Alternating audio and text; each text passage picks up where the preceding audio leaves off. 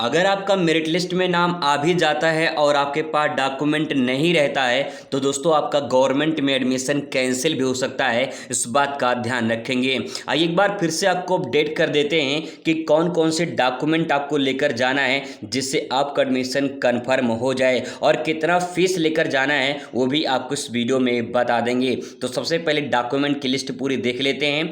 तो यहाँ पे कुल मिला के 15 डॉक्यूमेंट है जो आपके पास होने चाहिए। कुछ इंपॉर्टेंट डॉक्यूमेंट सबसे पहले जैसे कि आपका आईटीआई का ऑनलाइन फॉर्म, जो आपने फॉर्म भरा था उस फॉर्म का प्रिंट आउट आपके पास होना चाहिए। पहला तो ये आपका रहेगा। दूसरा, जब जो आपका मेरिट लिस्ट आया है उस मेरिट लिस्ट में अगर आपका नाम आया है तो उसका प्रिंट आउट निकाल के वो भी आपको अपने साथ लेकर जाना है। फिर इसके बाद अगर आप 8वीं पास आवेदन किए हैं तो 8वीं की जो है मार्कशीट आपको लेकर जाना है। और अगर आप 10वीं पास किए तो 10वीं की मार्कशीट और 10वीं की सर्टिफिकेट। अब तो सर्टिफिकेट और मार्कशीट एक में आता है तो कोई दिक्कत नहीं है। आधार कार्ड आपका लगेगा, ओरिजिनल और फोटो कॉपी दोनों लेकर जाना। दोस्तों इस बात का ध्यान रखेंगे, अपनी मार्कशीट का फोटो कॉपी और ओरिजिनल भी आपको दोनों लेकर जाना है।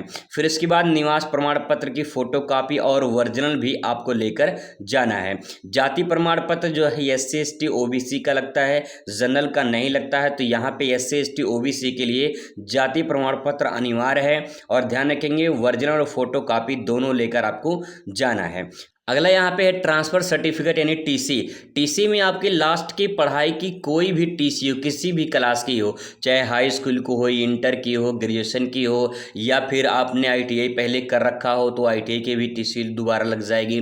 तो कहने का मतलब ये है कि आपकी लास्ट की पढ़ाई की जो भी टीसी होगी वो आपको लेकर जाना होगा। फोटो कॉपी नहीं लगता है, ओरिजिनल आपका लगता है। अगर आपके पास टीसी नहीं है तो कॉलेज में जाइए, ठीक है, कॉलेज में जाइए, वहाँ पे एक एप्लीकेशन लिख दीजिए और बता दीजिए सर हमारा जो है टीसी अभी नहीं मिला है, 1 महीने 2 महीने बाद मिल जाएगा तो हम लाके जमा कर देंगे। अगर कॉलेज वाले मान जाते हैं तो फिर आपका काम हो जाएगा, ठीक है। आगे दोस्तों यहाँ पे आपका है चरित्र प्रमाण पत्र नहीं कैरेक्टर सर्टिफिकेट। ये आपके कॉलेज से ही मिलता है जहाँ से आपने अपनी लास्ट पढ़ाई की है, वहीं से टीसी और चरित्र प्रमाण पत्र दोनों साथ में आपको मिल जाता है। इसके बाद दोस्तों यहाँ पे मेडिकल सर्टिफिकेट। मेडिकल सर्टिफिकेट जो है ये आपको अपने नज़दीकी किसी भी गवर्नमेंट हॉस्पिटल से बनवाना है। और अगर प्राइवेट डॉक्टर से बनवा रहे हैं तो ध्यान रखें प्राइवेट डॉक्टर जो है MBBS होना चाहिए। ऐसा नहीं कि कोई झोला छाप हो वहाँ से जाके बनवा ले, ठीक है। डॉक्टर MBBS होना चाहिए, भले वो प्राइवेट में हो।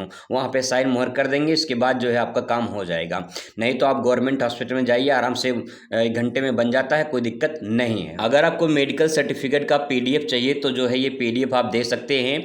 और ये PDF जो है इंग्लिश में है, हिंदी वाला भी मैं आपको दिखा दे रहा हूँ। अगर इसका PDF आपको चाहिए तो आपको टेलीग्राम पे मिल जाएगा, वहाँ से आप इसे डाउनलोड कर सकते हैं। ये आपका है हिंदी में स्वास्थ्य प्रमाण पत्र, तो जो है इसको भी आप ले सकते हैं। दोनों में से कोई भी एक बनवा लेंगे तो आपका काम हो जाएगा, ठीक है। यहाँ पे जो भरना है वो डॉक्टर फिल कर देंगे। बस आपका यहाँ पे देखिए लिखा है हास्य चिकित्सा अधिकारी, तो यहाँ पे अपना साइन मोहर कर देंगे, आपका ही पूरा भर के दे देंगे, काम आपका हो जाएगा, ठीक है। इसके बाद दोस्तों यहाँ पे लगेगा आपका पासपोर्ट साइज फ़ोटो, कम से कम 3 फोटो आपके पास होना चाहिए।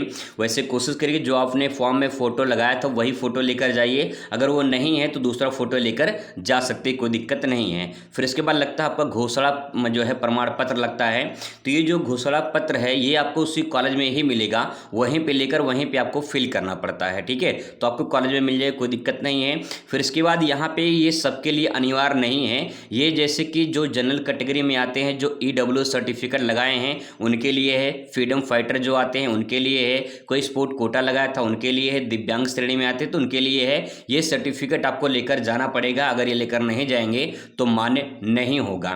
फिर इसके बाद दिव्यांग प्रमाण पत्र, अगर आप कोई दिव्यांग का सर्टिफिकेट लगाते हैं तो उसमें आपको छूट मिलता है। तो अगर आपके पास ये है और आप उस कैटेगरी में आते हैं तो जरूर लेकर जाइए। अन्य कोई प्रमाण पत्र में जैसे कोई अन्य आपने कोर्स कर रखा है तो अगर आपने वो लगाया है तो आप उसे लेकर जाइए, ठीक है। ये सबके लिए, यहाँ 13 नंबर जो है सबके लिए अनिवार्य नहीं है, ये कुछ लोगों के लिए अनिवार्य है। तो दोस्तों यही डॉक्यूमेंट है, आप पूरा अच्छे से तैयार कर लीजिए। और यहाँ पे जो डॉक्यूमेंट मैंने बताया यही आपको कॉलेज में देखने को मिलेगा। दोस्तों बात कर लेते हैं फीस कितना लगेगा। तो सबसे पहले आप यहाँ पे दे सकते हैं, जब आप अपना लेटर डाउनलोड करेंगे मेरिट लिस्ट का, तो उसमें फीस के बारे में, डॉक्यूमेंट के बारे में पूरा अच्छे से दिया रहेगा। ठीक है, यहाँ पे देखिए आपका प्रशिक्षण जो शुल्क है वो 40 रुपये पर मंथ के हिसाब से आपको लगता है।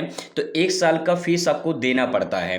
तो अगर 40 रुपये आप जोड़ ले पूरा 12 महीने का, तो 12 चौक 48, ये हो जाएगा आपका 480 रुपये। ठीक है, 480 रुपये आपका ये लगेगा 1 साल का। और प्लस यहाँ पे देखिए दिया है धनराशि कौशन मनी 300 रुपये, तो आपका 300 रुपये कौशन मनी लगता है।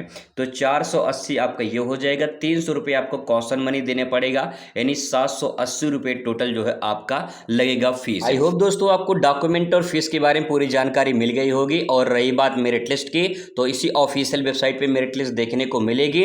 अभी लिंक नहीं एक्टिवेट हुआ है, जैसे अपडेट होगा आपको सूचित किया जाएगा। फिलहाल आप बारी बारी से चेक करते रहिए।